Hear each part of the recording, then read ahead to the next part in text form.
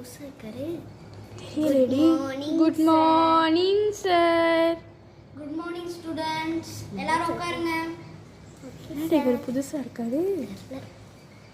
சரி, இப்போ உங்களுக்கு ஒரு பேட் நியூஸ் ஒன்று இருக்கு. என்னது சார்? அது வந்து உங்களுக்கு படிச்சு கொடுத்தது இந்த காவியா மிஸ் உங்களுக்கு எல்லாம் தெரியும் தானே? தெரியும் சார், எங்க கிளாஸ் டீச்சரா இருந்தாங்க.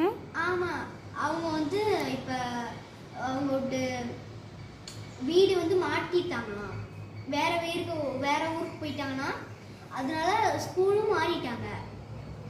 அதனால திடீர்னு மாறினால உங்களுக்கு எல்லாம் சொல்றது கூட வழி இல்லை. அதனால தான் நான் புதுசா வந்திருக்கேன். புதுசா வந்து நான் உங்களுக்கு மேக்ஸ் நான் தான் படிச்சு கொடுப்பேன்.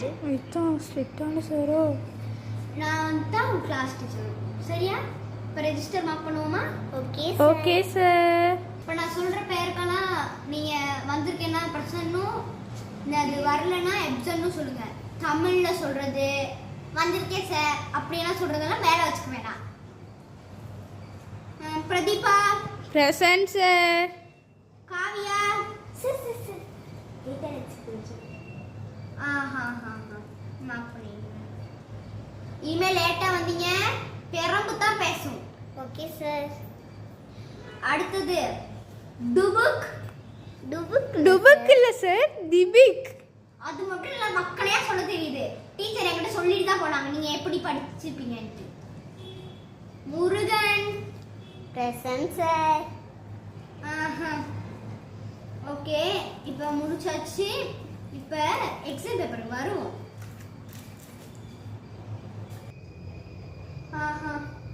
பரீட்சை 75.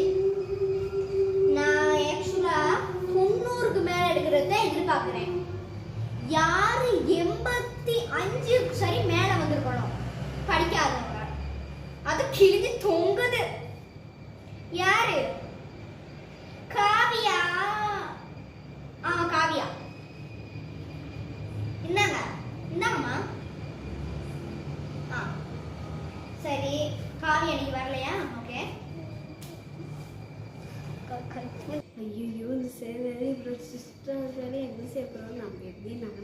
சரி பவித்ரா காய்ச்சது போதும். 84. நான் சொல்லியிருக்கிறது 85க்கு மேல சரி வரணும். ஒரு மார்க்ஸ் குறைஞ்சா கூட கை காட்டுங்க.